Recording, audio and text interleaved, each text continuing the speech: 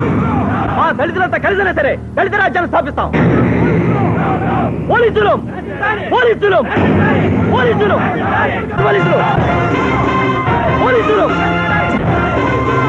పోలీసులు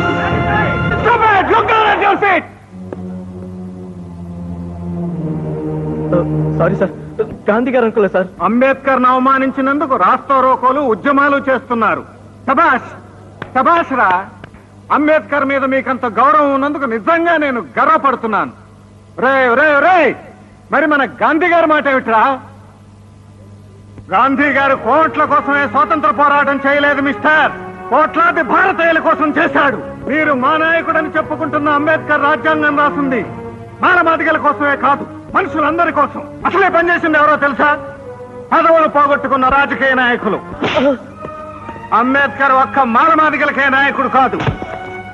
కమ్మకి, కాపుకి, రెడ్డికి, ఎట్టికి, యానాదికి, హిందువుకి, ముస్లింకి, క్రైస్తవుడికి, మనసున్న ప్రతి వారికి నాయకుడు అంబేద్కర్. భారతదేశానికే నాయకుడు.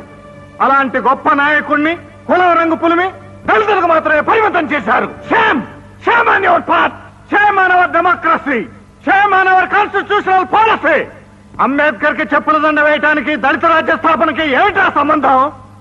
రే రే రే, నువ్వు ఎవరు అని అడిగితే నేను కమ్మని, నేను రెడ్డని, నేను మాలని, నేను బ్రాహ్మణుని చెప్తున్నాడే గాని నేను మనిషిని ఒక్కడనే చెప్తున్నాడా? చెప్పొద్దురా. కాస్ట్ ఫీలింగ్ తో కొట్టుకుని తావండి. కులాల వారిగా విడిపోయి మతాల వారిగా పొడుచుకుని కమ్మ జిల్లా అని, రెడ్డి మండలం అని, మాల రాష్ట్రం అని గాంధీ గారిని ముక్కలు చేసినట్టే దేశాన్ని కూడా ముక్కలు చేసేయండి. సిగ్గొదిలి, శర వదిలి, నీతొదిలి, జాతొదిలి, మంచొదిలి, మనసొదిలి నరుక్కోండి, పొడుచుకోండి. కళ్ళు రెండు పొడుచుకున్న జాతి కథ, కాళ్ల కింద నలుగుతున్న జాతి పిత, రాజకీయ చక్రధారి ఈనాడొక గుండా, జాతి గురువు మెడకు పడెను చెప్పుల దండ, జాతి గురువు మెడకు పడెను చెప్పుల దండ.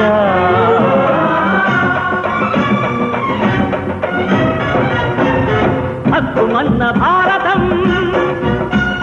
భంగపడ్డ జీవితం,